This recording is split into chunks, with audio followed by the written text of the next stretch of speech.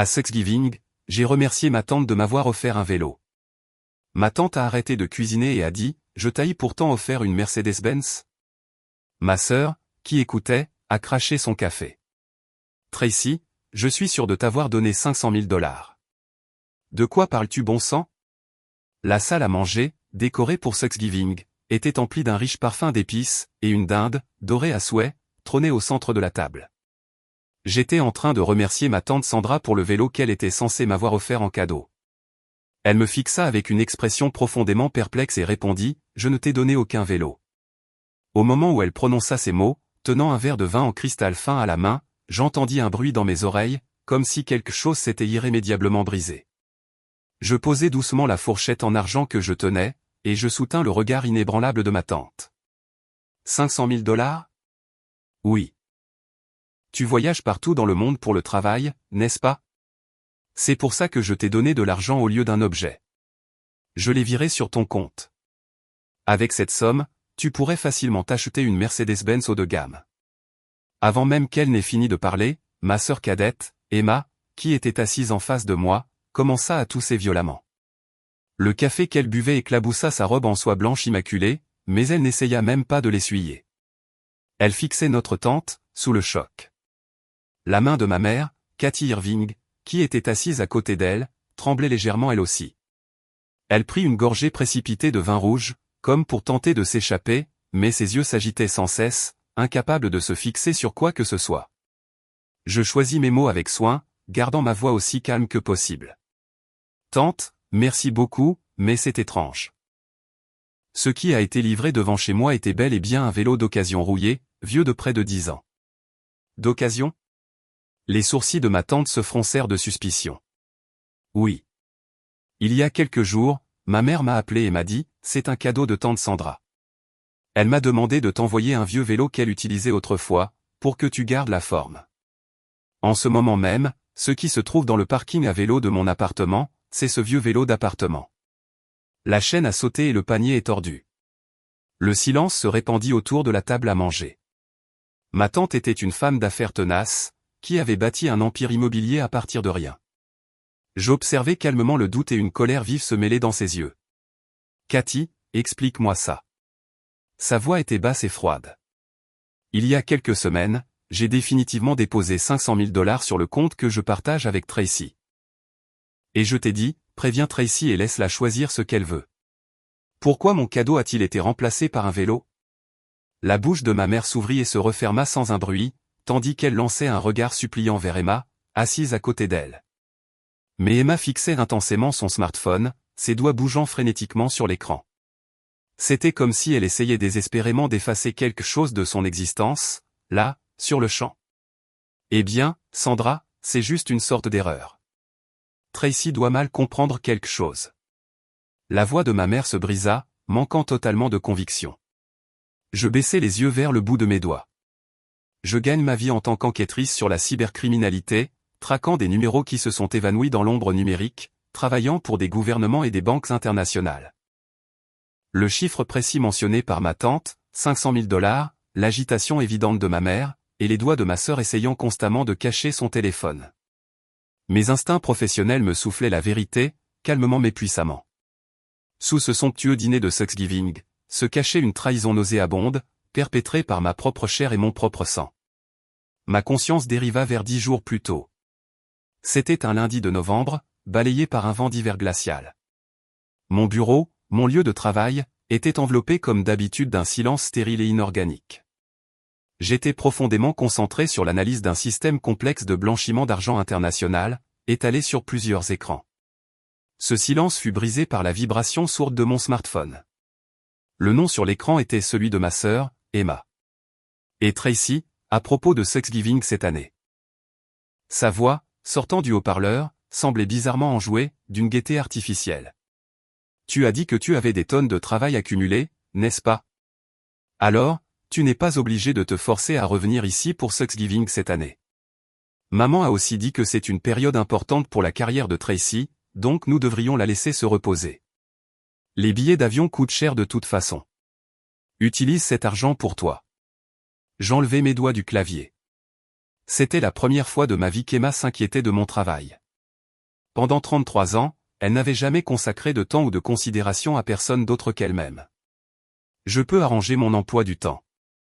Je parlerai directement à tante Sandra. Non, apparemment elle est super occupée en ce moment. Bref, c'est comme ça.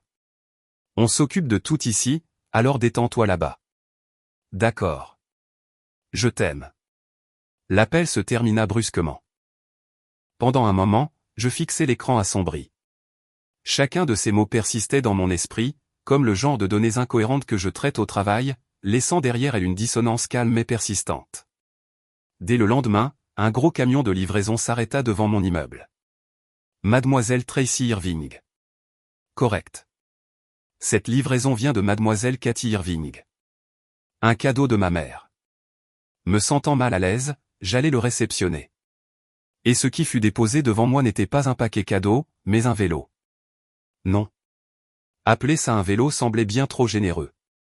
On aurait dit un morceau de ferraille sauvé directement d'une décharge. Le cadre entier était couvert d'une rouille tenace. Le guidon était tordu.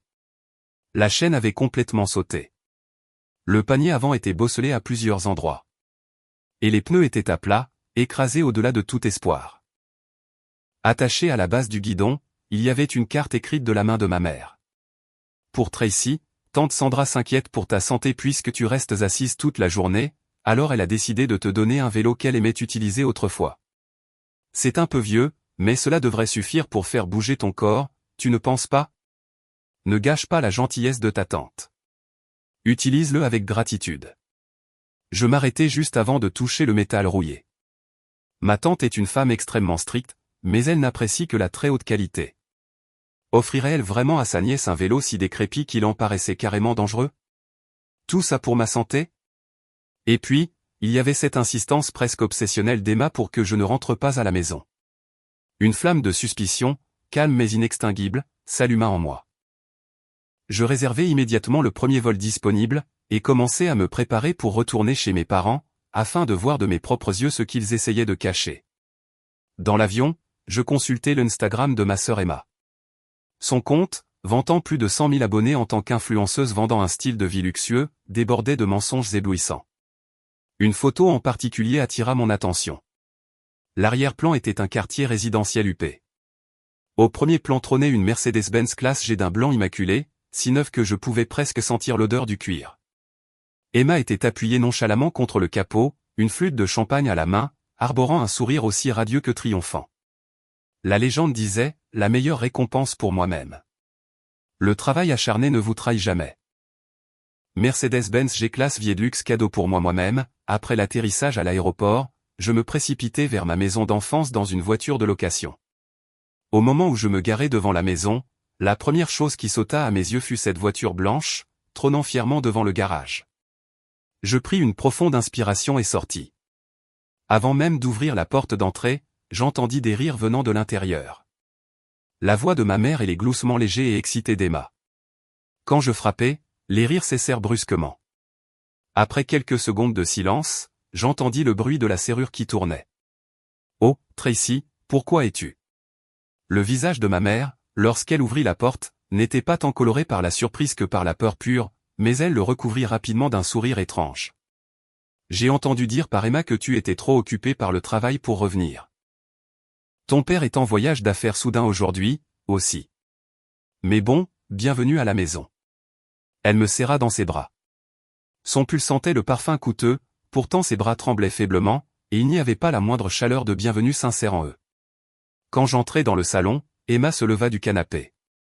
À son doigt scintillait un diamant taille émeraude, si gros que je n'avais jamais rien vu de tel auparavant. « Alors, tu es venu finalement ? N'étais-tu pas censé être occupé ?» Ses yeux semblaient désespérément chercher la vérité derrière mon arrivée. J'ai forcé un peu. Je voulais aussi remercier tante Sandra directement pour son cadeau. Le visage d'Emma se raidit très légèrement. « Oh, ce vélo. Tante Sandra s'inquiète vraiment pour ta santé, mais elle vient plus tard aujourd'hui et nous avons tellement de choses à rattraper. Alors, ne parlons pas de ça. » D'accord. Juste à ce moment-là, un homme émergea de la cuisine. Cheveux parfaitement coiffés. Une posture confiante. Un costume qui lui allait trop bien. Le fiancé d'Emma, Ryan Fisher. Ravi de vous rencontrer, Tracy. J'ai tout entendu sur vous par Emma. Une experte en cybersécurité, c'est ça? Je suis moi-même dans le monde de l'investissement, alors peut-être aurons-nous l'occasion de parler affaires un jour. Il tendit sa main droite avec un sourire poli. Et cette belle Mercedes dehors, à qui est-elle? Quand je posai la question nonchalamment, l'atmosphère dans la pièce changea instantanément. Emma répondit comme propulsée par un ressort. Oh, c'est celle de Ryan. Son travail de consultant en investissement marche incroyablement bien en ce moment. Il a acheté le dernier modèle neuf comme un investissement sur lui-même. C'est incroyable, non? Eh bien, en fait, Emma mérite la moitié du crédit. Elle réussit très bien avec ses partenariats d'influenceuses, et comme cadeau de fiançailles, elle a versé un acompte assez substantiel. Honnêtement, c'est une voiture bien trop belle pour moi. Ryan avait l'air légèrement timide, mais clairement fier d'elle. Je vois. C'est vraiment merveilleux de pouvoir s'échanger des cadeaux aussi incroyables l'un avec l'autre. Quelle relation idéale, dis-je, ne laissant jamais mon sourire s'effacer. Ma mère fit semblant de s'occuper des préparatifs du dîner, évitant soigneusement tout contact visuel avec moi. Sur le buffet, je remarquai une brochure de mariage pour la cérémonie à venir d'Emma, jetée là négligemment. Un hôtel de luxe de premier ordre à New York, 300 invités, une robe de mariée sur mesure. Dans mon esprit, chaque détail se convertissait proprement en un seul chiffre. 500 000 $. Tracy, ne reste pas planté là. Allez. Ta tante sera là d'une minute à l'autre. Pourquoi ne vas-tu pas te changer? Cette tenue ordinaire que tu portes va gâcher Thanksgiving. Ma mère dit cela froidement, brossant des gouttes de pluie imaginaires sur mes vêtements. Je montai à l'étage dans la chambre d'amis et posai mon sac. Le visage qui me regardait dans le miroir était étonnamment calme. D'en bas parvenaient à nouveau des rires joyeux, suivis du bruit d'un bouchon de champagne coûteux qui sautait. Les 500 000 $. Le vélo rouillé livré à ma porte, et la Mercedes blanche immaculée trônant fièrement dans le garage. Chaque pièce du puzzle s'était déjà parfaitement emboîtée dans mon esprit. Quand le dîner fut prêt, la sonnette retentit. Tante Sandra se tenait à l'entrée. Elle portait une robe en soie bleu marine profond et un rang de grosses perles autour du cou. Elle paraissait plus digne que quiconque dans la pièce. Tracy, je suis si contente que tu sois rentrée. Cela me rend vraiment heureuse de voir ton visage. Elle me serra doucement dans ses bras, mais avec une force indéniable. Pendant un instant, quelque chose de glacé au fond de ma poitrine faillit fondre à la chaleur de ses bras. Elle n'était pas impliquée dans ce plan rempli d'hypocrisie. Cette certitude ne fit que durcir ma résolution. Ma tante prit place en bout de table, avec ma mère Cathy d'un côté et Ryan, le fiancé d'Emma, de l'autre. En face de moi était assise Emma, jouant avec le dernier iPhone tout en exhibant ostensiblement le diamant de sa bague de fiançailles. Le dîner se déroula sans accroc en apparence. Emma jacassait sur son nombre d'abonnés en croissance rapide et ses projets de mariage extravagants pour l'année prochaine. Ryan parlait modestement de ses projets commerciaux. Ma mère les regardait tous les deux avec des yeux éblouis, presque fiers, se tournant parfois vers moi pour offrir des conseils acerbes comme « Tu devrais te mettre un peu plus en valeur, toi aussi, Tracy ». Et puis, juste au moment où ma tante saisit un couteau aiguisé pour découper la dinde, je décidai qu'il était temps de larguer la bombe que j'avais préparée. Au fait, tante Sandra, permets-moi de te remercier correctement. Ma voix était plus calme et plus claire que je ne l'avais prévu. Merci beaucoup pour le vélo. Je veillerai à en prendre grand soin. À cet instant, le couteau heurta l'assiette avec un bruit sec qui résonna dans la pièce. Ma tante se figea en plein mouvement et leva lentement la tête. Ses yeux vacillèrent d'une profonde confusion et d'un sentiment d'effroi innommé. Un vélo? Tracy, de quoi parles-tu? Sa voix était basse, lourde de perplexité. Ce que je t'ai donné, c'était 500 000 $. Comment cela se transforme-t-il en vélo? Au moment où ces mots tombèrent, Emma, assise en face de moi, recracha violemment le café qu'elle buvait. Quoi? Qu'est-ce que tu? Son visage devint rouge alors qu'elle s'étouffait, les yeux écarquillés de terreur. À côté d'elle, ma mère laissa tomber sa fourchette. Elle cliqueta inutilement contre la porcelaine fine. J'inclinai délibérément la tête et regardai ma tante. Mais tante Sandra, ce qui est arrivé à mon appartement était un vieux vélo d'appartement rouillé et usagé. Un vélo que tu étais censé avoir utilisé toi-même. Maman me l'a remis en disant, c'est un cadeau de ta tante. Inquiète pour ta santé. Qu'est-ce que tu as dit? Je pouvais voir la couleur se vider rapidement du visage de ma tante. Elle posa lentement le couteau sur la table, son regard transperçant directement ma mère tremblante. Cathy, pourquoi mon cadeau a-t-il été échangé contre quelque chose comme ça? Eh bien, Sandra, c'est juste une sorte de confusion. Tu sais, aujourd'hui c'est Thanksgiving. Ne nous attardons pas sur de petits détails. De petits détails. La voix de ma tante traversa la pièce comme une lame de glace. 500 000 $ qui disparaissent et ma nièce qui reçoit un morceau de ferraille à la place. C'est un petit détail pour toi. À ce moment, Ryan, qui était resté silencieux, prit enfin la parole. Allons, tante Sandra, cela doit être une sorte d'erreur administrative. Je contacterai la banque demain. Pour l'instant, profitons simplement de ce merveilleux repas. Non, Ryan, ce ne sera pas nécessaire. Je plongeai la main dans mon sac, en sortis un épais dossier de documents, et le posai carrément sur la table. Que ce soit une erreur ou non, nous pouvons le confirmer ici même, tout de suite. Tante Sandra, pour être honnête, ces derniers jours, il y avait quelque chose que je ne pouvais tout simplement pas ignorer. Alors, j'ai mené ma propre petite enquête. Je me levai et ouvris ma tablette. J'observais avec une froide satisfaction les visages de ma mère et d'Emma se vider de leur sang à la lueur de l'écran. C'était là que mon vrai travail de professionnel commençait. Tracy, qu'est-ce que c'est que tout ça? Tante Sandra fixa l'écran avec acuité. Tante Sandra, voici où sont passés tes 500 000 $. Je tapotai l'écran. Des relevés de transactions bancaires apparurent. 14 novembre 2025. Tu as effectivement déposé 500 000 $ sur mon compte. Mais à peine 20 heures plus tard, à 10 heures du matin le 15 novembre, la quasi-totalité de la somme, 499 800 $, a été virée vers un compte externe. Et le nom du destinataire est assis juste là, à cette table. Emma Irving. Quoi? Ryan, assis à côté d'elle, regarda Emma, choqué. Emma, qu'est-ce que c'est censé vouloir dire? Cette Mercedes et les fonds pour le mariage? Tu m'as dit que c'était des preuves de ton succès en tant qu'influenceuse? Tu as dit que tu avais tout acheté avec des revenus légitimes. Emma devint pâle, tremblant alors qu'elle baissait les yeux, incapable de croiser les siens. Ryan, il semble que tu ne sois qu'une autre des personnes qu'elle a trompées, dis-je froidement, passant à la diapositive suivante. Emma, tu as vendu la confiance de tante Sandra et la mienne pour ton propre luxe, et pour un mariage destiné uniquement à satisfaire ta vanité. Tu as même entraîné ton fiancé, totalement insoupçonneux, dans tes mensonges, le forçant à jouer le jeu de l'illusion d'une femme à succès. Jette un œil à ce contrat d'achat de Mercedes. La propriétaire enregistrée est Emma Irving, et chaque paiement provient des 500 000 $ volés sur mon compte. Ryan, on t'a fait croire qu'elle l'avait acheté avec son propre argent, et tu as fini par défiler dans sa parade personnelle de vanité. Non, ce n'est pas possible. Ryan s'effondra mollement sur le dossier de sa chaise. Le visage d'Emma se tordit alors qu'elle se levait brusquement. Arrêtez. Tout ça est fabriqué. N'importe qui pourrait falsifier quelque chose comme ça. Tracy, tu essaies de me piéger. Fabriqué? Malheureusement pour toi, ce sont des journaux officiels extraits directement de l'ordinateur central de la banque, complets avec des signatures d'authentification cryptées.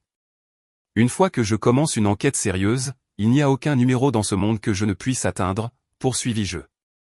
Et ceci est la procuration qui a rendu le transfert possible. Elle a été soumise à la banque à mon insu. Avec elle, Cathy Irving, ma propre mère, a obtenu le contrôle total de mon compte. S'il vous plaît, regardez la signature en bas. Je sortis un pointeur laser et indiquai un point précis. Au premier coup d'œil, cela ressemble à ma signature, mais l'analyse forensique numérique montre qu'elle a été créée en assemblant numériquement des scans de mon écriture, provenant de plusieurs documents passés. La pression du stylo est anormalement uniforme. Il n'y a aucune de ces variations microscopiques qui apparaissent lorsqu'une vraie main humaine signe. Et surtout, il y a ceci. Je zoomais sur la signature au maximum. Quand je signe des documents juridiques importants, je place toujours un point presque invisible en haut à droite de la première lettre. C'est une habitude de sécurité analogique que j'utilise depuis des années pour me protéger, mais il est absent ici. Maman, Tu t'es tellement concentré sur la copie de mon écriture que tu n'as jamais remarqué mon habitude. Ma mère se couvrit le visage et commença à trembler violemment. Je ne pensais qu'à la famille. Emma avait besoin d'un beau mariage. Tu gagnes déjà bien assez d'argent. Je ne pensais pas que tu remarquerais. Tu ne pensais pas que je remarquerais? Tu as volé un demi-million de dollars à ta propre fille, et tu as cru ne pas te faire prendre dans le domaine même où elle est spécialisée. Ma voix portait un froid qui me surprit moi-même, ainsi qu'Emma. La diapositive changea. Sur l'écran apparut son post Instagram glamour, côte à côte avec le contrat d'achat de cette Mercedes blanche dans le garage. Cette voiture dont tu te vantais en ligne comme une récompense pour toi-même. J'ai vérifié le numéro VIN. Elle a été achetée intégralement en espèces le jour après que tante Sandra m'a viré l'argent. Le travail acharné ne vous trahit jamais, n'est-ce pas? Eh bien, l'effort que tu as mis à voler l'argent de quelqu'un d'autre était certainement de premier ordre. Arrête, Tracy. Ne parle pas comme ça. Hurla Emma en éclatant en sanglots. Mais ses larmes n'étaient pas des remords.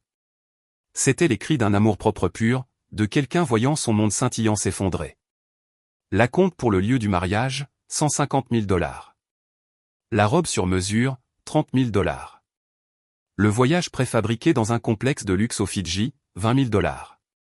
Tout a été payé avec l'argent que tante Sandra m'a donné. N'est-ce pas? Le silence tomba à nouveau sur la pièce. Mais cela ne ressemblait en rien au faux calme d'avant. C'était lourd, suffocant, sans nulle part où s'échapper. Ma tante se leva lentement. Son visage était empli d'une profondeur de fureur silencieuse que je n'avais jamais vue auparavant. Cathy et Emma, vous n'avez pas seulement vendu ma confiance. Vous avez vendu l'âme même de cette famille. Les mains tremblantes, elle sortit son smartphone et composa un numéro. Police. Oui. Je voudrais signaler un cas grave de fraude financière. Le montant impliqué est de 500 000 dollars. Le lieu est ma résidence. Les auteurs sont assis à cette même table. Tante Sandra, es-tu sérieuse? Je suis ta nièce. Appelez la police. Ça doit être une blague, non, implora Emma d'une voix tremblante. Ce n'est pas une blague du tout. Ma tante ne croisa pas une seule fois le regard d'Emma. J'ai bâti cette richesse grâce à des affaires légitimes, dit-elle calmement. Et j'ai fait un cadeau digne de ma nièce bien-aimée. Le voler, me mentir, et me traiter comme une imbécile. Cela va bien au-delà de tout ce qui peut être excusé par le mot famille. À ce moment, Ryan, qui était resté silencieux jusqu'à présent, fit racler sa chaise bruyamment en se levant. Ryan, où vas-tu? Emma essaya d'attraper sa manche, mais il la repoussa comme si elle était quelque chose de sale. Ne me touche pas. Tu me dégoûtes. La voix de Ryan était basse, tremblant légèrement de rage. Tu m'as dit que tu avais fait fortune grâce à des partenariats d'influenceuses, que tu voulais un mariage digne de ton succès, que tu voulais venir me chercher dans une Mercedes haut de gamme. J'étais fier de ton ambition, de la femme que tu prétendais être. Mais penser que tout cela a été payé avec de l'argent volé à ta propre sœur. Essaies-tu de détruire ma carrière aussi? Non, Ryan. Je voulais juste que tu vois la meilleure version de moi. La meilleure version de toi-même? Être une voleuse n'est jamais la meilleure version. Crachant ces mots, Ryan attrapa son manteau dans le placard et se dirigea droit vers la porte d'entrée, sans se retourner une seule fois. Ses fiançailles sont terminées à partir de cet instant. N'apparaît plus jamais devant moi. La porte d'entrée claqua avec un bruit sourd et profond. C'était le bruit du rêve le plus cher d'Emma, son style de vie parfait, s'effondrant de manière irréparable. Emma s'effondra sur le sol, gémissant de manière incontrôlable. Ma mère attira sa fille en sanglots dans ses bras et me foudroya du regard, le visage tordu par la fureur. Tracy, es-tu satisfaite maintenant? Avec un seul mot de ta part, la vie de ta sœur est ruinée. Nous sommes une famille. Comment as-tu pu être si cruel? 500 000 dollars, ce n'est rien pour toi. Tu pourrais les regagner en un rien de temps. Pourquoi ne pouvais-tu pas simplement voir ça comme un petit partage avec ta sœur? Un partage? Répliquai-je froidement, sans équivoque.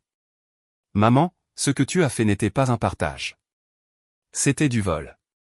Tu m'as volé, tu as falsifié ma signature, utilisé mon nom sans permission, et porté atteinte à ma crédibilité. As-tu déjà pensé, ne serait-ce qu'une fois, à combien de temps et de nerfs j'ai brûlé en rampant dans les bas-fonds numériques pour gagner cet argent? Mais nous sommes une famille. Oui. Et c'est quelque chose dont tu aurais dû te souvenir avant de me voler. Peu de temps après, le son des sirènes approcha au loin. Les lumières rouges et bleues de la police baignèrent alternativement les murs blancs de ma maison d'enfance d'une lueur étrange. Les voisins jetaient un coup d'œil par les fenêtres où se rassemblaient le long de la rue, regardant avec une curiosité nue deux femmes être emmenées menottées. « Tracy, es-tu sûr que c'est ce que tu veux ?» Tante Sandra posa doucement une main sur mon épaule et demanda calmement. Ses yeux contenaient la douleur de la trahison, et pourtant encore une inquiétude complexe pour ses nièces. « Oui, tante Sandra. Ce n'est pas quelque chose que nous avons commencé. C'est simplement la fin de la route qu'elles ont choisie pour elles-mêmes. » Après cela, l'enquête dépassa rapidement la police locale et fut reprise par les autorités fédérales. Fraude électronique interétatique, vol d'identité organisé. La justice avança avec une vitesse impitoyable. Ma mère, accusée d'être l'auteur principal, fut condamnée à 18 mois de prison fédérale. Lorsque le verdict fut lu, elle s'effondra en larmes dans la salle d'audience. Mais je ne me retournai pas une seule fois. Emma reçut une mise à l'épreuve avec sursis pour complicité après les faits et aide à la fraude. Mais le véritable enfer qui les attendait se trouvait à l'extérieur du tribunal. D'abord, mon père demanda le divorce. Le fait que sa femme depuis plus de 30 ans ait falsifié la signature de leur fille pour voler de l'argent brisa complètement le cœur de cet homme tranquille. Ensuite, le monde parfait d'Emma s'évanouit de la mer numérique. Les abonnés qu'elle avait adorés sur les réseaux sociaux se transformèrent en critiques les plus cruelles dès que le scandale éclata. Sa Mercedes bien-aimée, ses projets de mariage somptueux, tout fut exposé comme ayant été payé avec l'argent volé à sa sœur. Ses comptes furent inondés quotidiennement d'insultes vicieuses. Sa carrière d'influenceuse s'effondra entièrement, au point qu'elle ne pouvait même plus marcher dans la rue. Plusieurs mois plus tard, lorsque je rendis visite à ma tante, elle me tendit une enveloppe. C'est un cadeau légitime. Cette fois, va où tu le souhaites. Cours vers l'avant avec ta propre force. À l'intérieur se trouvait un autre chèque de 500 000 $. Avec cet argent, j'achetai une Mercedes-Benz blanche immaculée. Agrippant le volant de ma nouvelle voiture, j'appuyai doucement sur l'accélérateur. Le rythme puissant du moteur était la seule chose célébrant le début de ma nouvelle vie. Depuis lors, je n'ai jamais regardé en arrière.